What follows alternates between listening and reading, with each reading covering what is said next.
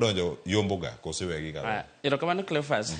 Adwana clarify ni meko mag maulungo ni abductions gi. King'iyo maber tiyudo ka gin joma oko mak during the protest. Brodo ka gin joma police no dhia to monjo ka gin kamoro.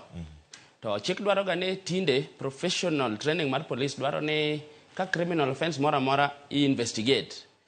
To government wacho ga ni government nigi ability mar yudo information mora mora magidwaro kata number na kata locate kama antie ni. Iwacho ni the state has got monopoly of violence. Tende government ka dwa yudo ngata kata jok magimako kamwanda kagi hunt gi. Owinjo bende giyuda number gi to gigocho negi. Ni wadwaro station makama inyalo biro sadi. Idwaro kata ni unyalo negotiate gi police ni sadi to ne ane court ka kata ne ane kanisa moro. Be anyalo biro saa 7. Koro arrest motim officer okorwako uniform, okorwako badge, to rwako mask. Oko introduce himself. It is bordering on crime. En arrest makata jo piny nyalo bira kanyo maneg police no. Nikech koro ngato nyalo weni in criminal maka ngato. Chik dwaro ni police kamako ngato kopono biro make gi warrant of arrest. To introduce himself. Excuse me sir, kata madam an officer ngane kama. Nyalo reke nyaka visa neno. Mane kako winjo bedi. Kako winjo bedi. To sani e ground. Koro samo timore ground kako timore ground ni to ntiere two things risks mar involved. One, jopiny nyalo paro ne ba jakuo kata jamaundu moro.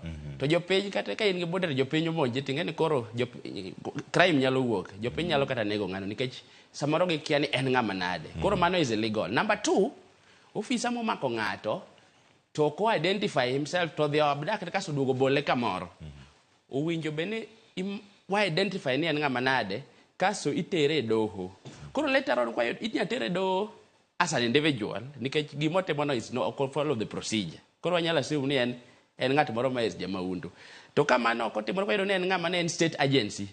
To you can wanyalo staki ng'ano gi sirkal for compensation. Ntiere gimoro chik kamilongo ne tort of malicious arrest and prosecution. Ki maka ng'ato out of excitement. Idhi mako ng'ato kaso kitere doho within 24 hours. Inyalo ter sirkal ge officer no nikech ntiere judges sani makoro wacho ni individual responsibility mar state officer.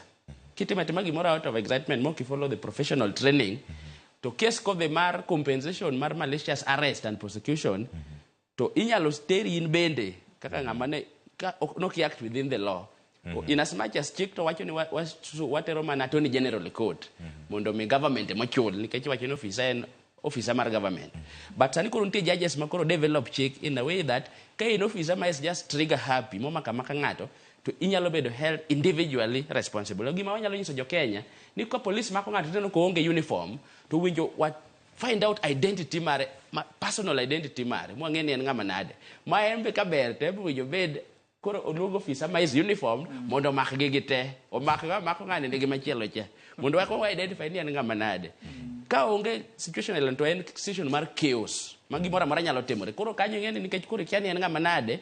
Ka in ng'ama otimo weida maber mugo jib maber koro panga mutiekru. Koro pani mondo order bedi Inspector General of Police owinjo encourage officers tema mako ji ni mondo gi identify themselves because mane kaka chik dwaro. To be kaber chuth kaka jogi koro no maka ok gine maandamano ni. To koro ber ka gibedo summoned. Ibedo summoned ni wadware station makama bisa 3 mondo me ikonywa gi investigations. Nikech sami mako ng'ato en suspect poko bedo charged nyaka police ni ang ter file ni director of public prosecution magino kinde mangi file no ka bentiere kata merit. Dongo ka santi barupe moko magoro wuok ma director of public prosecution nyiso Inspector General ni case makama jogi no mako lakini onge evidence. Kora pani mako ng'ato with so much without that procedure mar identify yourself mi watch kumitere. Kaso kimake bende nyakitere mane gazetted police station. To mago teko kotimore to there's a recourse in the form of damages. Muwinjo bende ichulo ma sani koro judges moko wacho ni officer chabe ko ni en mane en at fault personally to en bende winjo bed sa charged kata ka salary ne to ngada ching kichulo jok mano makogi. Apane mane mabiro kelo accountability mondo ki ng'ato timatima gimoro ma is unprofessional nikech ong'eni en gi crown ka protect. Ero kamano kapok abiro iri Samson wakili wan gi ng'anyo ting' ariyo ka wan gi jok mang'anyo ma chopo maigeno kanyo ka giwuok gidhi go gi tiaga soko kacha gi jok ma dhi bedo oko ka gintiere streets ma Nairobi kod counties mamoko madhi bedo gi ng'anyo odiochieng' ma kawuono. Mano achiel. Machielo ni kidieny ma sani matiyo kod mbui. Kidieny madhi e ng'anyo gi gin kacha to iwacho ni ka ok gineno gi wang' jowi ka gibiro e simu to gidhi e TikTok, gidhi e Facebook, gin live e Instagram, gin kure WhatsApp kod impichni keyo. Wan gi jok mang'anyo nyaka e mbui. Jok mang'anyo e mbui gi obedo nyaka gi spaces mag X kata mag Twitter spaces mane nitiere ka weekend mokalo ni koro. Magi thoth jok mane ok omaki ka gintiere oko kacha. Ng'anyo e mbui ka gi ng'anyo mantiere oko. Katiba wachang'o koso katiba no orango mana ng'anyo ma ji obila nyaka kowi. Ng'anyo ma mbui ni ng'a kowi to kowi kanye to obedo ko decide data korumo to gikoni ni med matin mantie ka koso gimake yo machal nade. Anyalo wacho ne king'iyo chik ma wasewacho gi my friend kai ne king'iyo chik kako ndike sani to ong'iyo sana maandamano mar joma timo protest peaceful and unarmed. But king'iyo katiba marwa kata article 38 the right to political opinion, right